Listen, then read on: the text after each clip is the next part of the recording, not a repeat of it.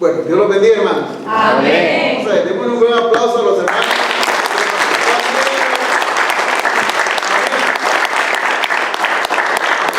Gracias a Dios, tenemos conocimiento de hermanos que están viéndonos en Estados Unidos, en México, en Honduras, en Colombia y también en El Salvador, y quizás habrán otros de otros lugares, así que Dios los bendiga grandemente. Somos la Iglesia Bautista Montesión y estamos aquí celebrando este magno evento de Jesucristo, de lo que Él hizo por cada uno de nosotros, y lo celebramos con gozo, con alegría, por varias razones. La muerte de Cristo no significa para nosotros tristeza, ¿no? Es cierto, fue algo difícil lo que sucedió, pero también en este sentido estamos hablando de que para nosotros es sinónimo de alegría, de entusiasmo, de saber que Cristo Jesús tomó la decisión de llevar la cruz, de morir por cada uno de nosotros. Así que gracias al Señor por eso. Hoy vamos a hablar acerca de la gracia de Dios para un rebelde oculto. Estamos en Juan capítulo 13, versículo 1 al 2. Dice la palabra del Señor de la manera que sigue: antes de la fiesta de la Pascua, sabiendo Jesús que su hora había llegado, y para que pasase de este mundo al Padre, como había amado a los suyos que estaban en el mundo, dice, los amó hasta el fin. Y cuando cenaban, como el diablo había puesto en el corazón de Judas Iscariote, hijo de Simón, que le entregase, ¿no? Muy interesante por varias razones. En primer lugar, yo creo que esto sucedió, para muchos esto fue horrible, espantoso, difícil, complicado, bueno, al extremo que Judas está considerado como el villano más villano de todos los villanos, ¿no? Por lo que hizo. Sin embargo, pues también todo esto tuvo un resultado, quizás para Judas era un resultado un poco negativo o vengativo, pero para el Señor Dios tiene todo el control. Hay una parte en la Biblia que dice que todo obra para bien a los que aman a Dios. Y esa horrible decisión de Judas de traicionar a Jesucristo, Dios lo cambió en la más grande bendición que nosotros podamos imaginarnos. Por eso, traicionar a Jesucristo es sinónimo de traicionar nuestro destino y nuestro futuro. Fíjense bien, Cristo no quedó mal, porque a veces uno piensa que fue Cristo el que quedó mal. No, un momento. El que quedó mal fue Judas. El que terminó mal fue Judas. Muy interesante esto, ¿no? ¿Por qué razón? Porque a veces nosotros creemos que nos están haciendo daño a nosotros, pero no, hermano, mire, todo lo que sucede, Dios tiene el control. Y en este caso, en el caso específico del Señor Jesucristo, pues no es la excepción. Este trágico proceso inició, en primer lugar, con un mal concepto que tenía Judas de Jesús. Fíjense bien, yo sé que hay muchas personas que tienen diferentes opiniones de Jesús. Sin embargo, son esas cosas las que en muchas ocasiones, hermano, nos llevan a la perdición. Judas concebía a Cristo de una manera en como Cristo no era. Por eso Cristo dice, bueno, miren, el que cree en mí, dice Cristo, como dice la Escritura, está diciendo, el patrón para creer en Dios, la regla para creer en Dios, es la Biblia, es la palabra del Señor. Dice, para creer en Jesucristo, tienes que ir a la Biblia. Por eso es necesario, a veces uno dice, Señor, quiero conocerte más, sí, pero no leemos la Biblia, no leemos la palabra del Señor. Por eso nosotros tenemos la campaña de los 3 capítulos diarios de la Biblia, ¿verdad? A veces decimos que es mucho material. No, eso se lee en media hora, ¿no? Pero aquí está diciendo que el problema de Judas fue que tenía una idea errónea de lo que era Jesucristo. Y esa idea errónea puede significar la condenación de las personas. Porque para Judas, Cristo, Cristo no era el Salvador, era el Mesías que venía a guerrear y a todo menos el Salvador. Por eso Judas, en todo el trayecto del ministerio de Jesucristo, nunca le dijo Señor. Nunca le dijo Señor o le dijo Jesús, sino que siempre le decía Maestro, porque para él Cristo era simplemente un rabino nada más. Y hay que tener cuidado con lo que nosotros creemos de Dios. ¿Por qué razón? Porque también nosotros a veces tenemos una idea errónea de lo que es Dios, de quién es Jesús. Y eso es perjudicial a la hora de tener una comunión o una relación con el Señor. Por ejemplo, si nosotros creemos que Dios pues, puede ser cualquier cosa menos Dios, la relación no puede andar bien. No puede andar bien. Nosotros nos relacionamos con Dios de acuerdo a la idea que nosotros tengamos de quién es Él. ¿De quién es Él? Esa es la verdad. Esa es la verdad. Lo otro, hay muchas corrientes filosóficas en este mundo que dañan, que envenenan la fe. Por ejemplo, hay gente que se burla del Señor, hay gente que blasfema del Señor y hay gente que hasta mata a la gente que sigue al Señor. ¿Por qué razón? Porque tienen una idea errónea de quién es Jesucristo. Y eso envenena. Por eso dice 2 de Corintios, dice 4:4, en los cuales el Dios de este siglo, dice, cegó el entendimiento de los incrédulos. Entonces tenemos que tener cuidado. ¿Por qué razón? Porque el enemigo dice que puede cegar la manera en cómo yo puedo percibir a Dios, la manera en cómo yo puedo creer en Dios. Y eso creo que debemos de tener cuidado, ¿no? Antes de la cena pascual ya Judas había pensado en que tenía lo que iba a hacer.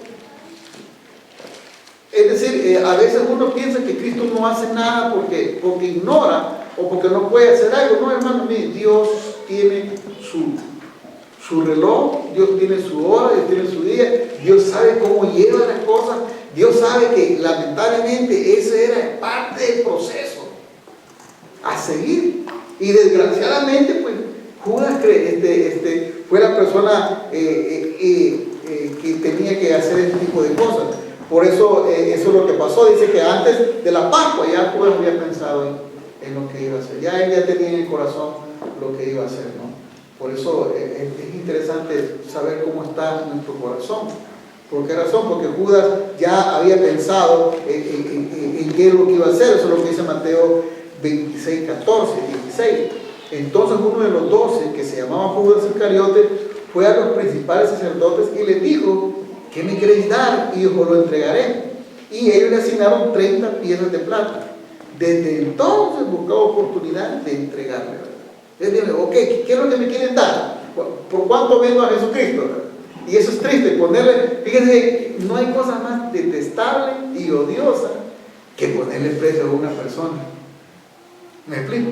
Y en este caso es mucho peor cuando Judas le dice, ¿qué me quieren dar? O sea, ni siquiera él le puso el precio, sino que los demás le pusieron el precio. 30 piezas de plata era lo que valía un esclavo. Miren la idea que tenía Judas de Cristo. Es aborrecible, ¿sí o no? Para Judas, Cristo valía 30 monedas de plata, era el precio de un esclavo. ¿Y sabe qué? Ni siquiera negoció el precio, ¿no? Hubiera dicho, hombre, caramba, por lo menos dame que sea a las 100. No, él se conformó con lo que le querían dar, el precio de un esclavo. ¿Cómo concebía Judas a Jesucristo? Qué tristeza, qué pobreza espiritual. Qué pobreza espiritual la que tenía Judas. Y no solamente eso, sino que nos preguntamos cómo es que un hombre que anduvo con Cristo más de 3 años todavía tenía esa pobreza espiritual para con Jesucristo. Por eso es necesario que nosotros nos preguntemos también en ese sentido cuál es el concepto, cuál es la idea que nosotros tenemos de Dios. ¿Por qué razón? Porque para Judas Cristo pues valía un esclavo. Eso es lo que valía para Judas. Eso es una cosa muy aborrecible, sí, pero esa era la idea que tenía Judas. Pues era un rebelde oculto. Un rebelde oculto quiere decir que él trabajaba bajo de agua, como decimos en El Salvador, ¿verdad?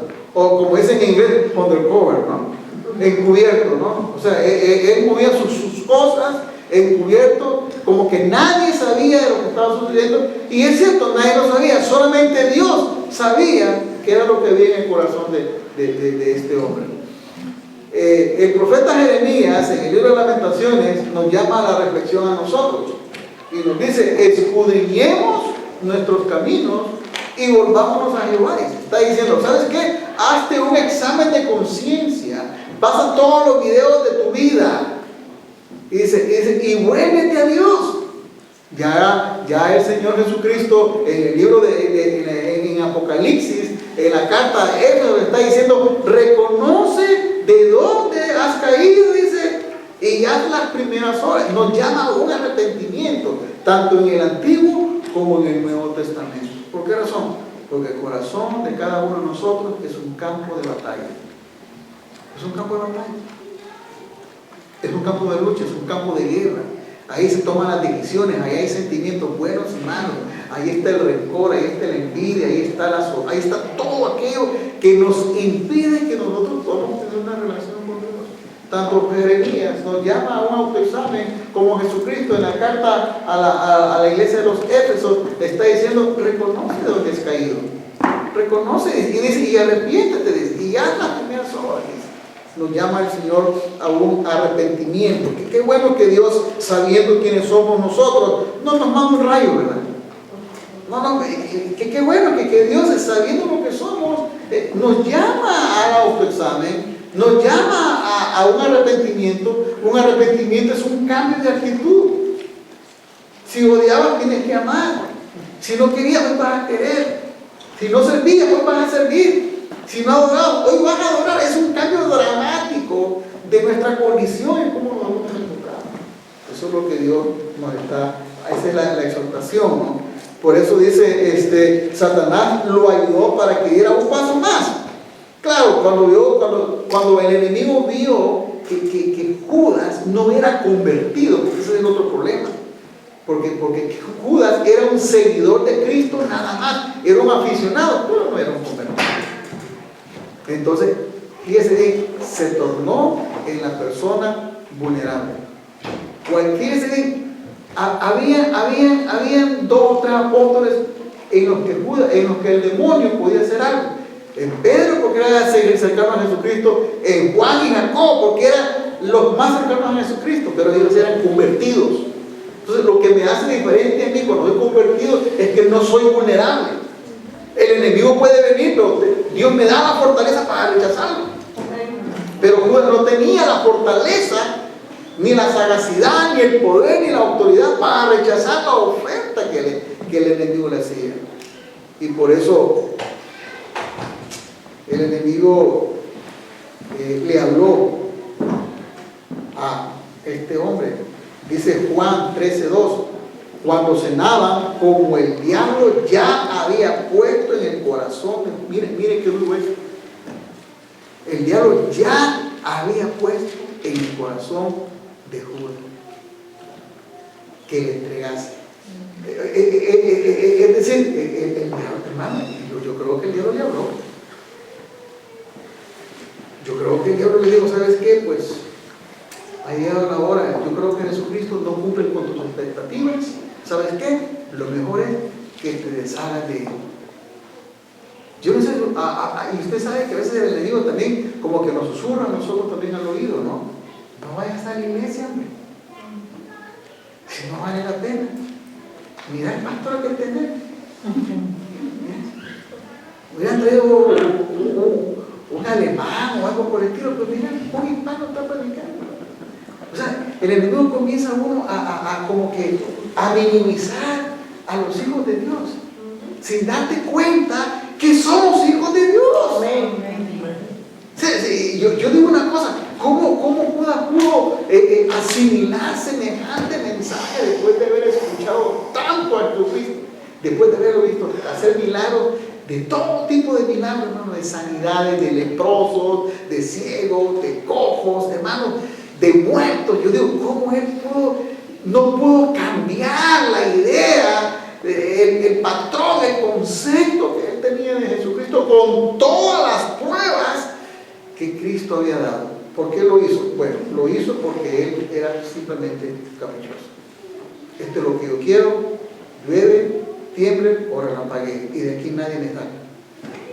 Es como Don Matías. Yo no sé si le conté la historia de Don Matías de Guatemala, ¿no?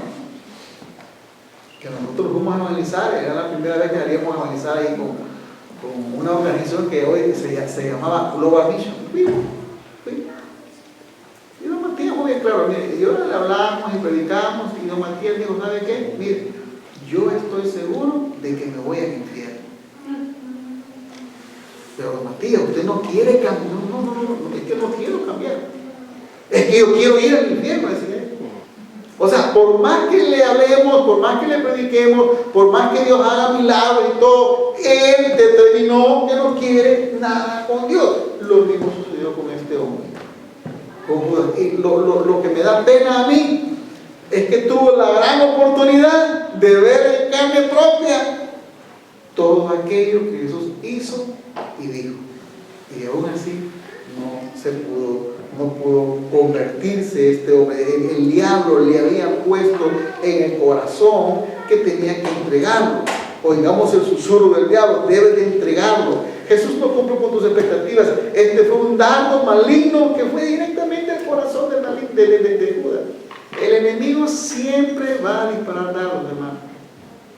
Por eso el apóstol Pablo, contra los dardos del maligno, nos dice a nosotros en el libro en la epístola de Efesios, sobre todo, dice Pablo, tomad el escudo de la fe. ¿Para qué? Con que podáis apagar todos los dardos de fuego del maligno. ¿A qué necesito yo para apagar todos los dardos del fuego del maligno? Fe. Y no fe en la naturaleza, no fe en los gobiernos, no fe en la filosofía, fe en Jesucristo. Por eso está diciendo, sobre todo, está diciendo que es importante por encima de todas las cosas que el cristiano cree en Jesús. ¿Por qué nosotros muchas veces no salimos del escollo, no salimos del problema? ¿Por qué siempre estamos en un círculo vicioso? Porque el enemigo nos tiene neutros. Es triste eso, lo de los carros. Usted puede manejar, ¿verdad? Usted pone el carro en neutro. ¿Para dónde va en neutro? A ninguna parte. Solo es humo. Solo es humo y gastadera de combustible. No hay más. Entonces aquí por eso está diciendo, Pablo está diciendo, sobre todo debemos de tomar el escudo de la fe. Dígale, cuando el enemigo le susurra, dígale que usted es cristiano, dígale que usted es hijo de Dios. Cuando el enemigo le dice, ¿sabes qué? Eres un fracaso, eres una derrota, eres una miseria. Cuando el enemigo comienza a decirle solo palabras feas, dígale, yo soy un hijo de Dios. Porque a veces dice, no vale la pena. O cuando usted se decepcione de los hermanos, dígale, el hermano es hijo de Dios y también yo soy hijo de Dios. Sobre todo el yelmo de la fe, el escudo de la fe, dice, es importante, hermano. ¿Para qué sirve eso? Para que pueda pagar todos los bombardeos que vamos a recibir. Porque vamos a ser bombardeados. Que le quepa la menor duda. Que le quepa la menor duda. Entonces, eso es lo que está hablando el apóstol Pablo. ¿Jesús sabía perfectamente todo esto? Por supuesto que sí. ¿Qué hace Jesús cuando sabía que el enemigo había tirado un dardo maligno y venenoso al corazón de Judas? ¿Qué hace Cristo? Un derroche de gracia divina. Yo digo, pero Cristo, pero por favor, Señor, hay un cambio en el libreto. No, gracia divina. Fíjese bien, Cristo anteriormente se había referido a Judas como el diablo. Eso es lo que dice en Juan 6, 70, 71.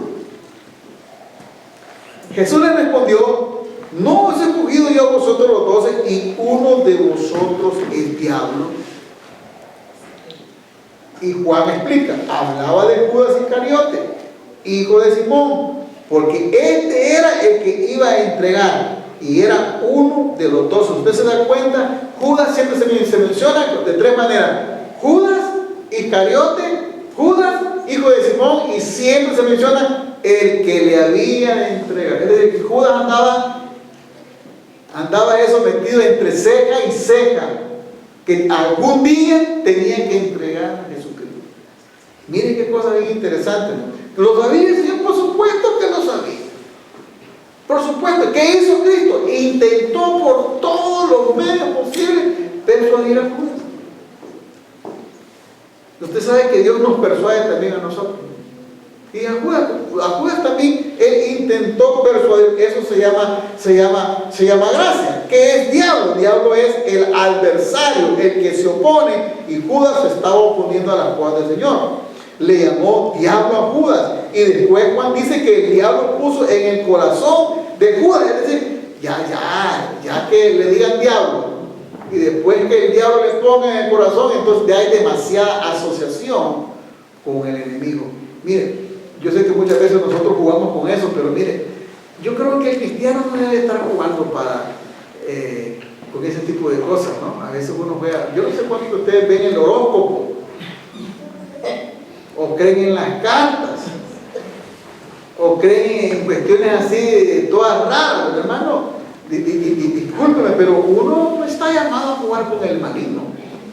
Miren, ya demasiada asociación, ya 2 veces. Uno dice Cristo que era diablo, y lo otro dice que el diablo había puesto en el corazón. Demasiada asociación, ¿no? Miren, yo quiero que usted comprenda una cosa.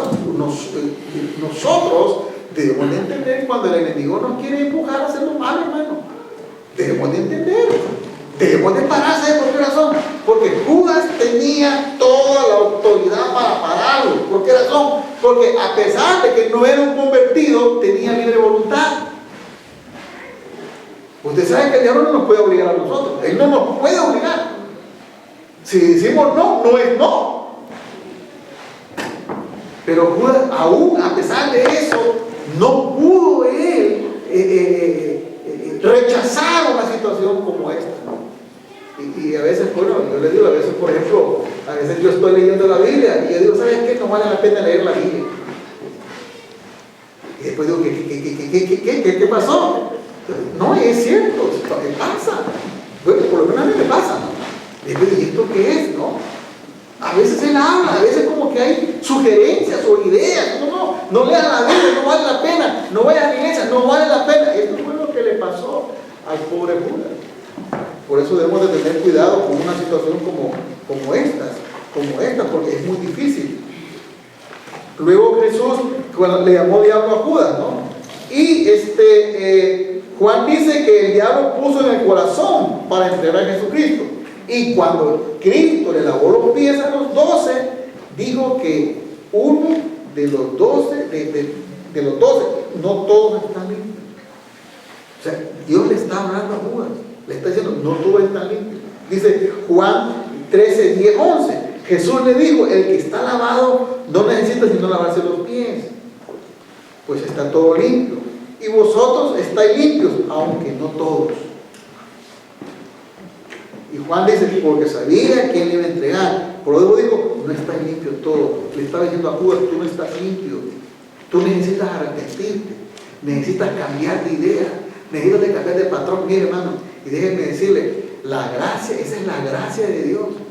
La gracia de Dios nos llama al arrepentimiento. La gracia de Dios nos llama a que nosotros cambiemos de pensar, cambiemos de actuar, que cambiemos el disco que tenemos de Cristo, ¿no?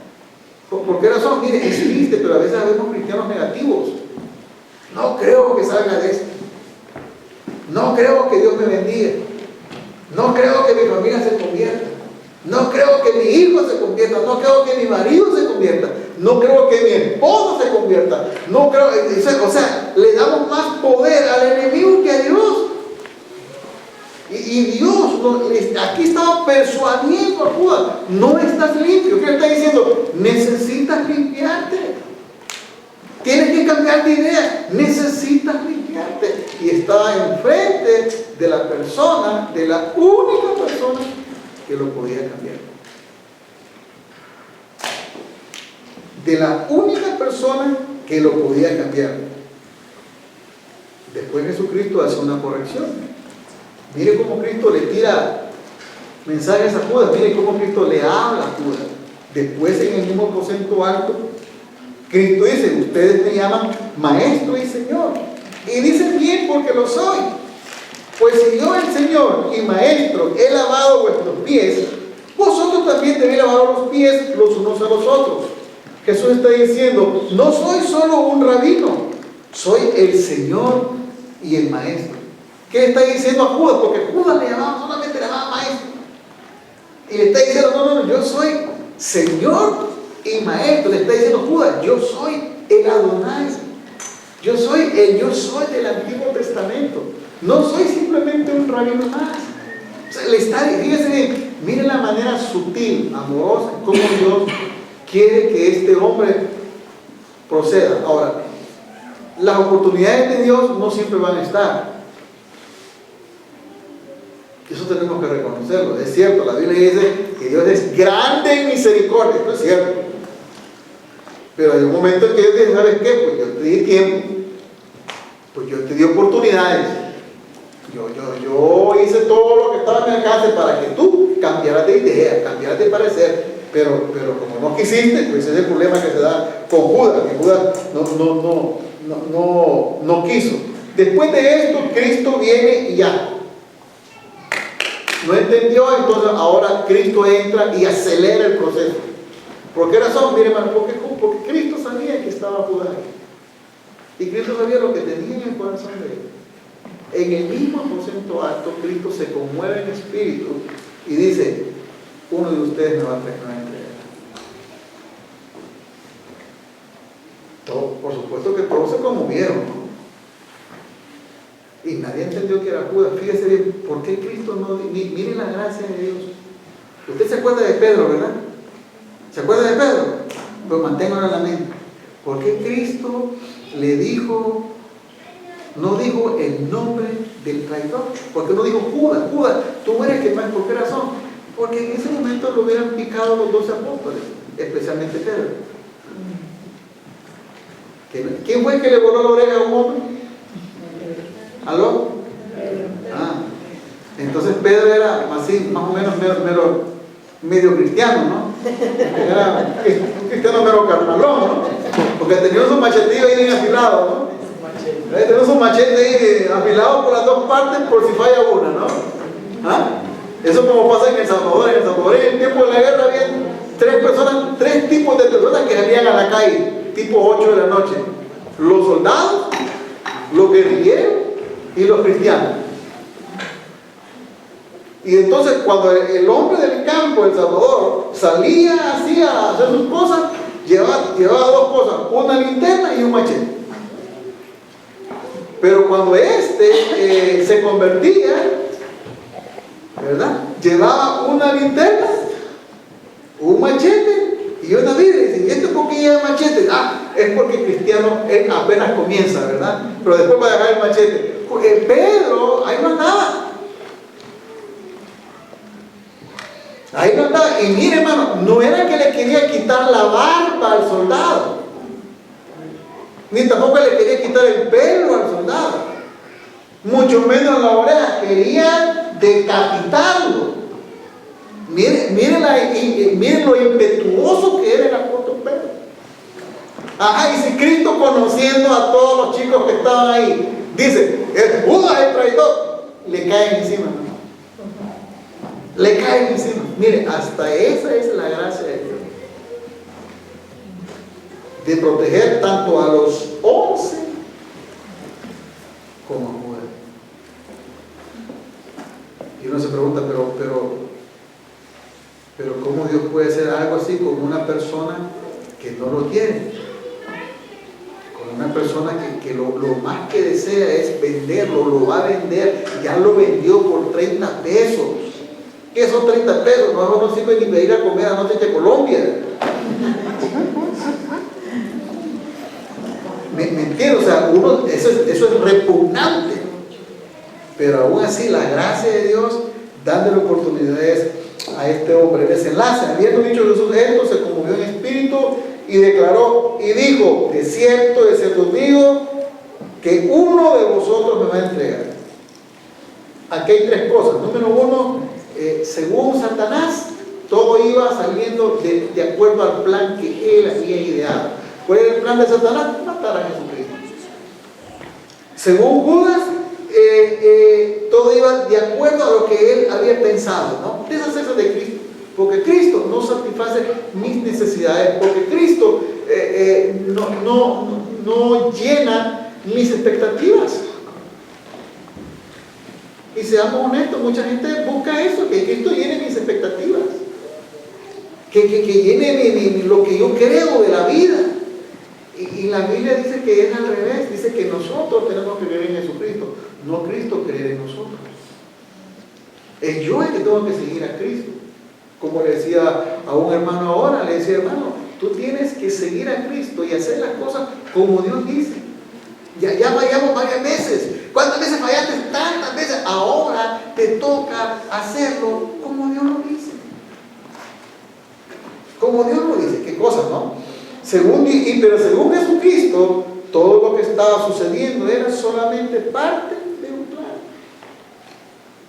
En que desgraciadamente Judas, por no haberse convertido, por haber rechazado tajantemente a Cristo todas las veces, todas las oportunidades, lo rechazó, dijo no a la gracia, no al perdón, no al arrepentimiento, todas las veces rechazando las ofertas de Cristo. Dijo, bueno, esto tiene que terminar un día.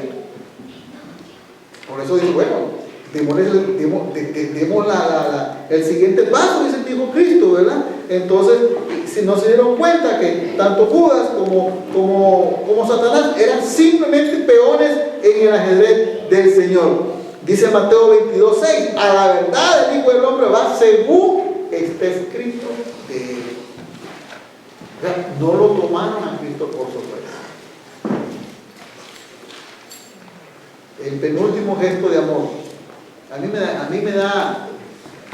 da por la cara Cristo en este sentido, ¿no? ¿Cuántos de nosotros solo desearíamos renunciar por lo menos 10 minutos a la vez para demostrarle a ese tipo quién soy yo?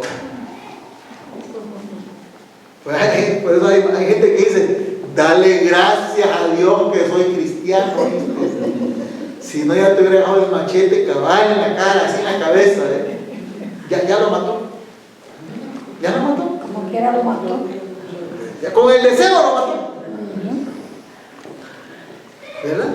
Entonces aquí tenemos nosotros el gesto de amor.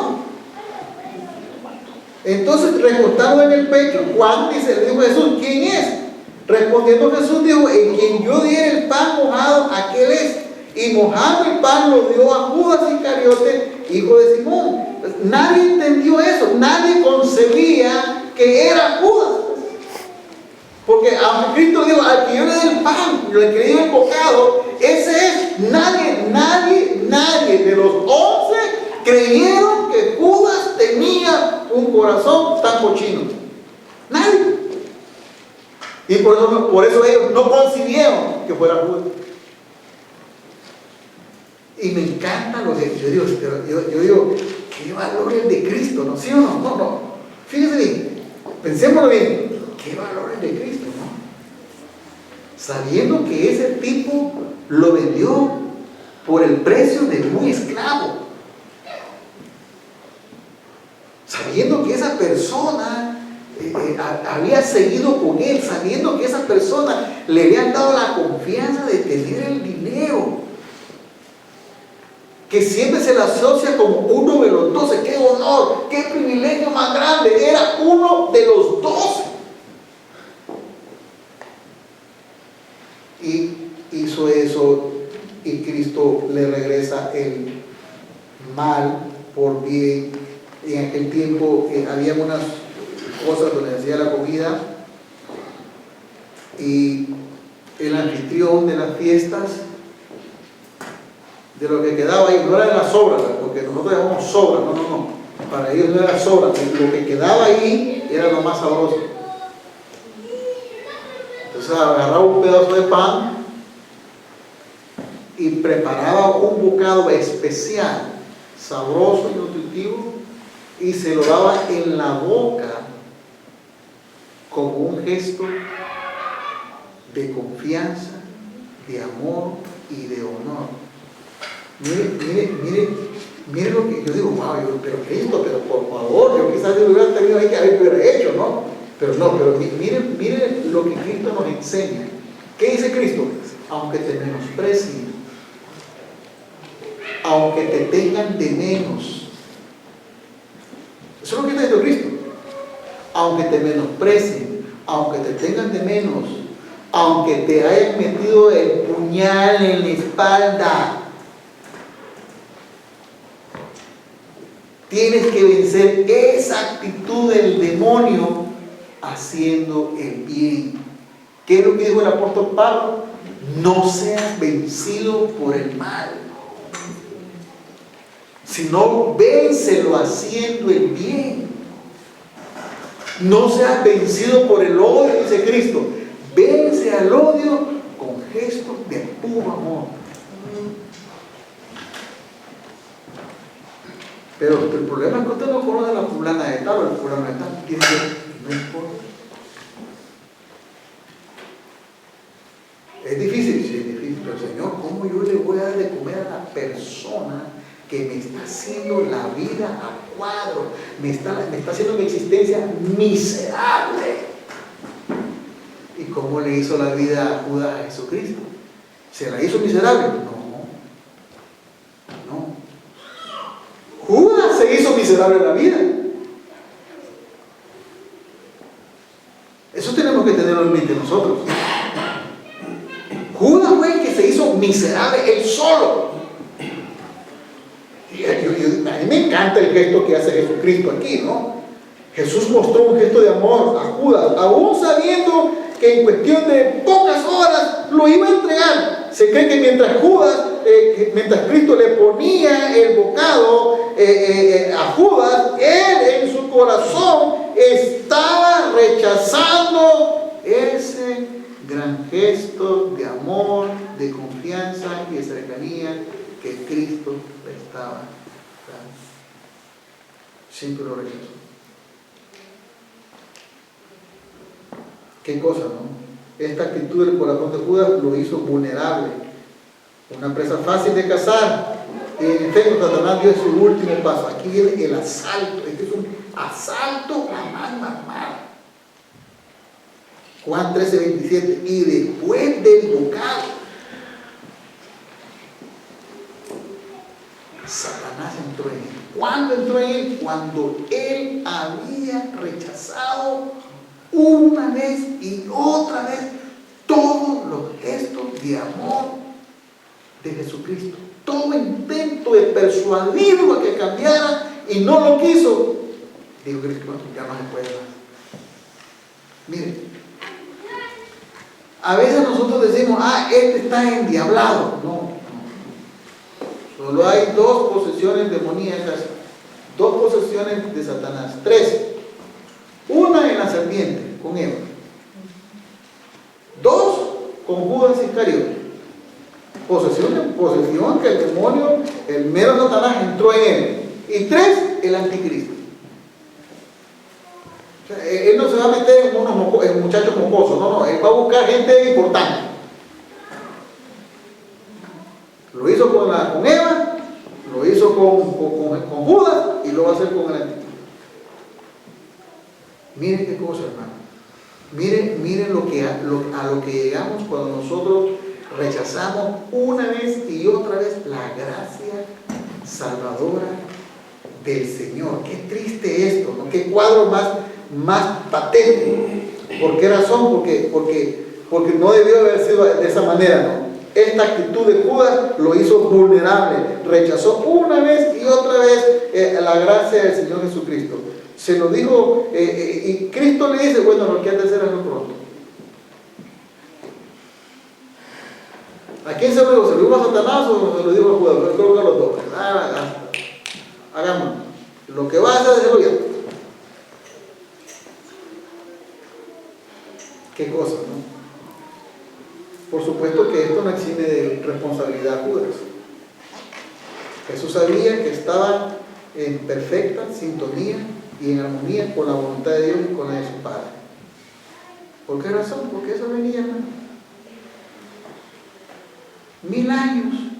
David escribió en el Salmo 22 el padecimiento de Cristo. 740 años, Isaías 53 escribió el sufrimiento de Cristo. 535 años antes de Jesucristo, Daniel estaba escribiendo que el Mesías iba a morir. Es decir, lo que Judas estaba haciendo, según él, era la gran cosa, fue una marioneta de Satanás. Ponga atención cuando nos rebelamos en contra de Dios, hermano. Mire, cuando rechazamos la gracia de Dios, hermano. Mire, cuando despreciamos toda oportunidad de Dios, de un llamado al arrepentimiento, de un llamado a la reconciliación, de un llamado a cambiar de actitud, cuando nosotros sistemáticamente rechazamos una y otra vez las ofertas del Señor, hermano, eso nos hace vulnerables. Eso nos hace vulnerables. Por eso Dios nos llama a nosotros a la obediencia. Se le quitará la vida al Mesías príncipe, había dicho Daniel. Y Cristo iba en ese proceso. Cristo estaba angustiado, sí, porque yo creo que si Él era un humano de carne y hueso como nosotros, hermanos, Cristo amó a los suyos. Juan capítulo 13 dice, los que los amó hasta el fin. Hermano, mire, si hay algo que Dios ama en esta vida es usted. Así como usted ama a sus hijos, así como usted se revienta la espalda por ellos, porque trabaja, porque para darles un buen futuro, lo que sea, Dios se partió la espalda. Dios se entregó por usted, hermano, porque lo ama tanto. Si hay algo que Dios ama en este mundo, es usted. Nunca rechace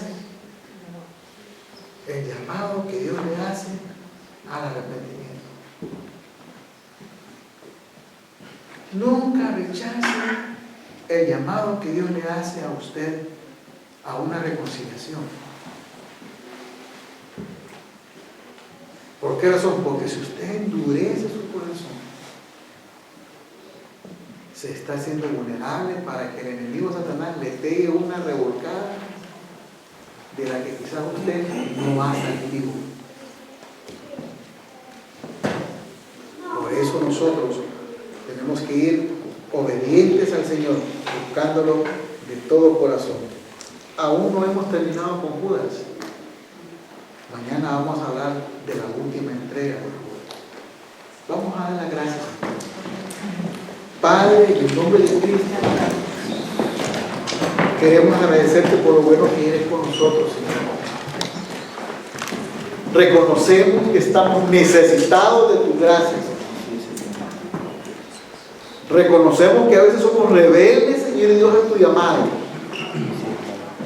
Reconocemos que a veces nosotros, Señor, no queremos seguirte por el simple hecho que no queremos hacerlo, Señor. Somos rebeldes sin causa. Nos rebelamos por cualquier cosa, Señor. Y el concepto que a veces tenemos de ti, Señor Dios, no es el que tú quieres que nosotros tengamos, Señor. Hay un divorcio en el Cristo que nosotros tenemos con el Cristo que la Biblia dice, Señor. Hay un divorcio, hay una separación abismal entre lo que nosotros creemos y lo que dice la palabra tuya, Señor.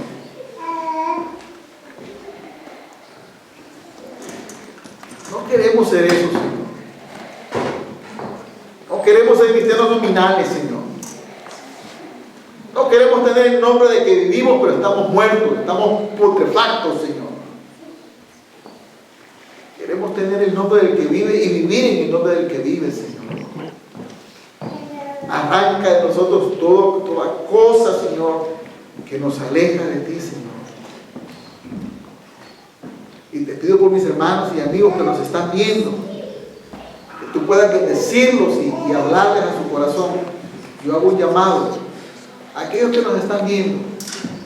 Cristo le ama. Si hay algo que Dios ama en este mundo, es a usted. Y en esta época de celebración de la Semana Santa, La cruz es la máxima expresión del amor de Dios hacia usted, sin importar quién es usted, sin importar su pasado, sin importar qué es lo que usted hizo. Dios lo sigue amando y lo sigue queriendo y le da oportunidades a usted. No sea rebelde y venga a Dios. Yo lo voy a guiar en una oración. La oración dice de esta manera: Señor Jesús, yo te recibo hoy como mi Señor y mi Salvador. Y yo creo fielmente que eres Dios. Que eres Dios y que moriste en una cruz por mí, Señor. Yo lo creo. Yo creo que resucitaste en el tercer día, Señor. También lo creo, Señor. Te pido que me perdones. Te pido que me laves con tu sangre y que me limpies de toda maldad. Señor, yo abro las puertas de mi corazón y te pido que entres en él, que lo hagas tu casa. En el nombre de Jesús. Si usted hizo la oración de fe creyendo, pues lo felicitamos y lo invitamos a que busque el Señor en una iglesia que se predique la palabra del Señor. Que Dios lo bendiga grandemente. Vamos a orar nosotros también.